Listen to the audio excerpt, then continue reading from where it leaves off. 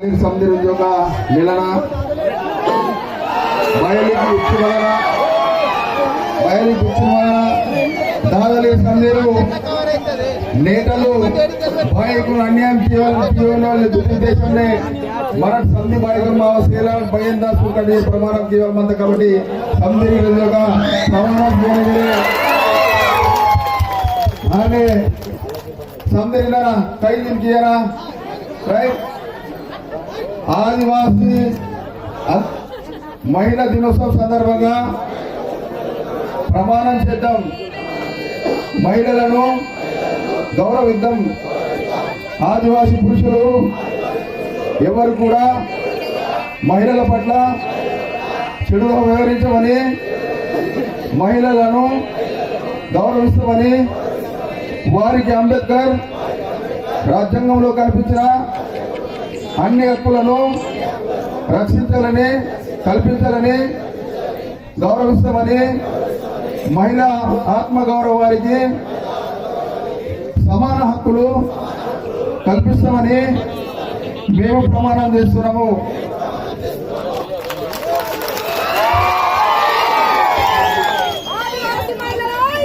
ఈరోజు దాదాపు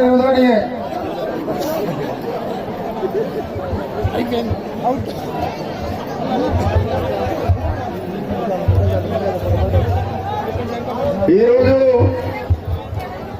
ప్రపంచ మహిళా దినోత్సవం సందర్భంగా సభా అధ్యక్షులు ఆత్రం సుగుణమాయి గారికి, సుమలత డాక్టర్ గారికి, ప్రొఫెసర్ వాలంటీర్ అక్క గారికి, అదేవిధంగా జైనూరు ఎంపీపీ గారికి, సర్పంచ్లకు చాలా మంది అక్కలు ఉన్నారు. వాళ్ళందరూ అంటే మనకు టైం కూడా అవుతుంది కాబట్టి అక్కలకు, అదేవిధంగా ఆదివాసులు సీనియర్ నాయకుడు మన చిడం భీమరావు గారికి, మరి దాదలకు, తమ్ములకు, చెల్లెలకు, అక్కలకు అందరికి కూడా నా హృదయపూర్వక నమస్కారాలు. ఇవాళ ప్రపంచ ఆదివాసీ దినోత్సవం సందర్భంగా దుర్గాదేవి విగ్రహాన్ని జైనీలో ఆవిష్కరించి ఆదివాసులందరూ కూడా మహిళలను గౌరవిస్తామనే సమాజానికి సమాచారం పోవాలన్న ఉద్దేశంతో ఇవాళ పెట్టడం జరిగింది. ఎవరన్నా కానీ ఇవాళ మహిళలు సమానంగా ఉండాలన్న ఉద్దేశంతో మహిళలు కూడా, మరి ఆదివాసీ మహిళలు కూడా చైతన్యవంతులు కావాలన్న ఉద్దేశంతో మరి చైతన్యపరచడానికి కూడా ఈ సభ వేదికగా చేయడం జరిగింది. అక్కలకు, చెల్లెలకు నేను చెప్పేది ఏంటంటే, మీరందరూ కూడా మన పిల్లల్ని బాగా చదివిస్తేనే మన పిల్లలు చెడిపోవాలన్నా మంచిగా కావాలన్నా అది మీ చేతిలో ఉంటది. కాబట్టి అందుకోసం అక్కలను కూడా చైతన్యవంతం చేస్తే, ఎందుకంటే అక్కల చైతన్యం ఇప్పటి వరకు ఉన్నా అంత ఎక్కువ లేకపోవడం వల్లే ఇవాళ ఆదివాసులు ఎవరు కూడా ఐఏఎస్ ఆఫీసర్ కానీ ఎస్పీలు కానీ కాలేదు. కాబట్టి ఇవాళ జైనూరు మీటింగ్ ద్వారా మన అక్కలకు ఇంట్లో ఉంటారు ఎక్కువ సమయం కాబట్టి పిల్లల శ్రద్ధ చూసే బాధ్యత ఎక్కువగా తల్లిదే ఉంటది. కాబట్టి తల్లి సమాజంలో, మరి ఆదివాసులు సమాజంలో విద్యార్థులు బాగా కావాలంటే ఆదివాసీ మహిళలు తప్పనిసరిగా మన కొడుకులను, బిడ్డలను బాగా చదివించడానికి ప్రయత్నం చేయాలని కూడా ఈ సందర్భంగా విజ్ఞప్తి చేయడం జరుగుతున్నది. అదేవిధంగా మహిళ అంటే లక్ష్మి. మరి మహిళలను మనం గౌరవిస్తున్నాం, ఆదివాసులు ఇంకా కూడా గౌరవించాలా. మరి మనము ఏదైతే సమాజంలో అందరితో ముందుకు పోవాలంటే మన ఆదివాసీ మహిళలు ఖచ్చితంగా చైతన్యం కావాల్సిన అవసరం ఉన్నది. ఉదాహరణకు ఒక ఇంటర్నేషనల్ ఒక సంస్థ వారు కొన్ని సంస్థ వాళ్ళు సర్వే చేయడం జరిగింది. ఆ సంస్థ ఏం చెప్పిందంటే ఆదివాసీ మహిళలు డాక్టర్ సుమలత చెప్పినట్టుగా ఆదివాసీ మహిళలు ఇంకా కొన్ని సంవత్సరాల తర్వాత 40-30 సంవత్సరాలకే చాలా మంది చనిపోయే అవకాశం ఉన్నదని కూడా చెప్పడం జరిగింది. కాబట్టి నేను మహిళలకు కూడా చెప్తున్నాను, మనం తప్పనిసరిగా రక్తహీనత, రక్తం ఏదైతే వస్తుందో దాన్ని ఎక్కువగా మనం ఉపయోగించాలని కూడా అక్కలను విజ్ఞప్తి చేయడం జరుగుతున్నది. మనం కేవలము తిండిలో మాత్రం ఏమంటే ఒకే రకంగా తినడం వలన మన రక్తహీనత తగ్గిపోవడం వలన చాలా మంది మహిళలు చనిపోవడం జరుగుతున్నది.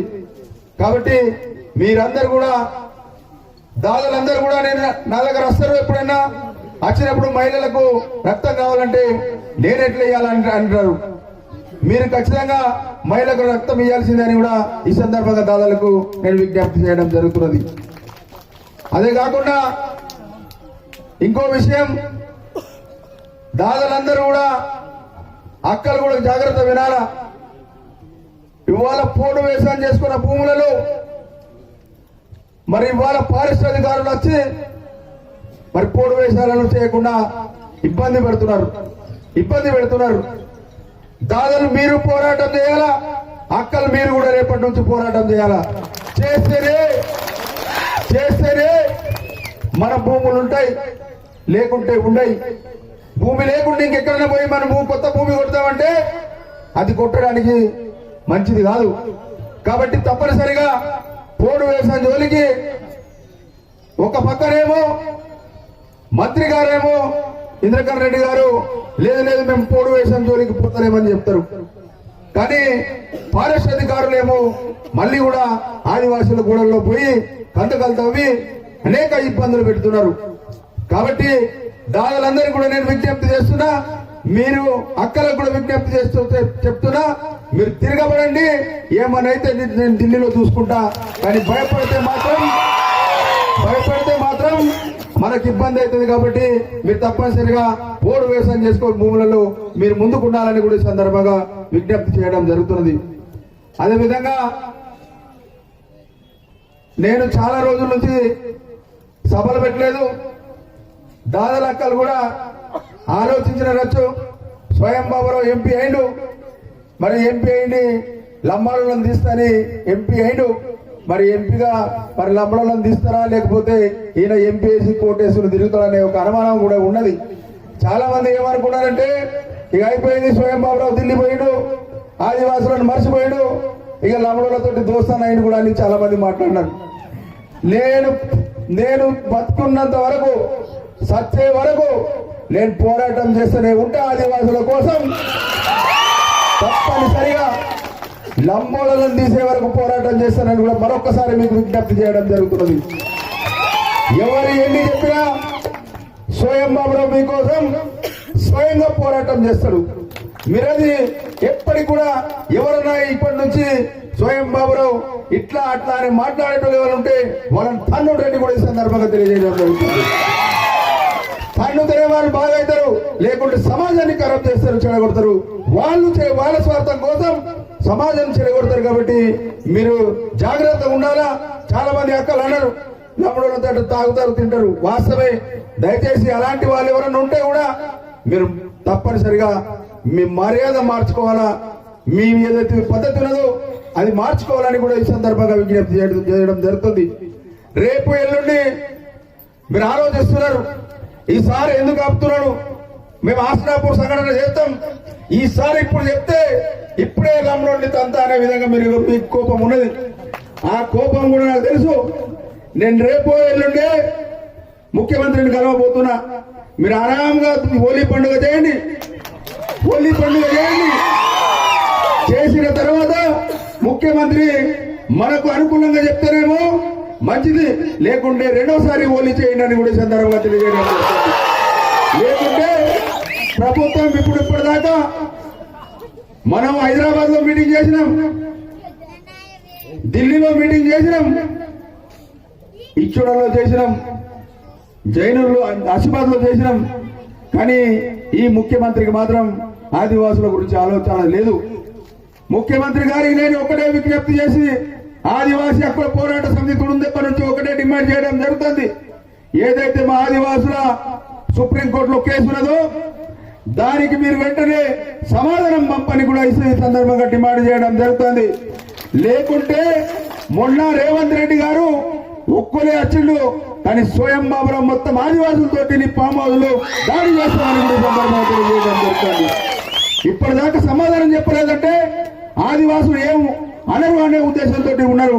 కాబట్టి ఆదివాసులు తలుచుకుంటే రాజ్యాలే కూలగొట్టినారు, ఏదైనా చేయగలుగుతారు. కాబట్టి కేసీఆర్ గారికి ఒకటే డిమాండ్ చేయడం జరుగుతున్నది.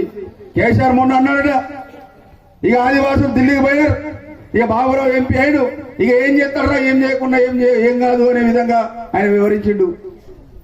నేను జైనూరులో మీటింగు పెట్టడమే మేము ఉన్నాం రా బిడ్డ, ఇప్పుడు సంగతి చూస్తామనే ఉన్నాం. మేము వాళ్ళ అమ్మడోళ్ళ జోలి మర్చిపోం. మేము ఖచ్చితంగా వాళ్ళని తీసేదాకా పోరాటం చేస్తూనే ఉంటాం. ఖచ్చితంగా మీరందరూ కూడా నమ్మకంతో చేయాలని ఉండాలని కూడా సందర్భంగా నేను విజ్ఞప్తి చేయడం జరుగుతుంది. ఇవాళ ప్రధానమంత్రికి సోయి ఉన్నది, కానీ ఈ ముఖ్యమంత్రికి మాత్రం సోయి లేదు.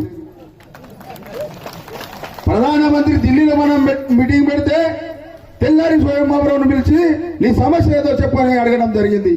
అరే నీ ఇలాకాలో తెలంగాణ రాష్ట్రంలో ఆదివాసులు ఎన్నిసార్లు మీటింగ్ పెట్టినా నీకు సోయి లేదంటే నేను ముఖ్యమంత్రి వెళ్ళనా, లేకుంటే నువ్వు ఏమన్నా, నిన్ను ముఖ్యమంత్రి లేకపోతే ఏమైనా గాడుదులు కాసే మనిషి వాడిని అడుగుతున్నా. అంటే ఆదివాసుల గురించి పట్టించుకోకుండా లంబాడి ఓట్ల కోసం నువ్వు చేస్తున్నావు. ఎట్టి పరిస్థితుల్లో కూడా మేము భయపడం. ఇంద్రవల్లిలో సచ్చినాం, కొమరాంబి వెంబడి సచ్చినాం, రామ్జీ కోడ్ వెంబడి సచ్చినాం. అవసరం అనుకుంటే స్వయం బాబురావు కూడా మా ఆదివాసులు సాగడానికి సిద్ధంగా ఉంటారని కూడా ఈ సందర్భంగా తెలియజేయడం జరుగుతున్నది. ఇక్కడ భయపడే వాళ్ళు ఎవరైనా లేరు. మేము భారత రాజ్యాంగం ఏదైతే రాసిండో, అంబేద్కర్ రాసిండో, దాన్ని బట్టే మేము అడుగుతున్నాం. దాని గురించి కూడా మరి ఇవాళ పట్టించుకోవడం లేదు. లంబాడ విషయం ఒక పక్కకు పెడితే ఇవాళ జీవో నంబర్ 3 కూడా ఈ ప్రభుత్వంకు సోయి లేకుండా సుప్రీంకోర్టులో నడిస్తే దాన్ని కూడా మరి వాదించడానికి ముందుకు పోవడం లేదు. జీవో నంబర్ 3 వెళ్ళిపోతే ఆదివాసీ ఏజెన్సీ ప్రాంతాల్లో ఉన్న ఉద్యోగాలు రావు, ఆ పిల్లలు అందరూ కూడా ఆగమయ్యే పరిస్థితి ఉంటది. కాబట్టి కేసీఆర్ గారికి నేను విజ్ఞప్తి డిమాండ్ ఒకటే చేస్తున్నా, జీవో నంబర్ 3 ఏదైతే ఉన్నదో అది ఆదివాసీ పక్షాన తీర్పు చేయడానికి మీరు అధికారులను పంపాలని కూడా నేను డిమాండ్ చేయడం జరుగుతున్నది. అదే కాకుండా మొన్ననే మిత్రులు వరంగల్ నుంచి వచ్చినారు. వాళ్ళు అన్నారు, సార్ ఇదంతా కూడా ఢిల్లీలో ఉన్నది, దీన్ని తేల్చాలంటే తప్పనిసరిగా మీరు నేను త్వరలోనే జీవో నంబర్ 3 వలన నేను త్వరలోనే అమిత్ షా గారికి మాట్లాడి ఖచ్చితంగా జీవో నంబర్ 3 ఏదైతే ఉన్నదో అది ఆదివాసుల పక్షాన వచ్చే విధంగా ప్రయత్నం చేస్తానని కూడా సందర్భంగా నేను హామీ ఇవ్వడం జరుగుతుంది.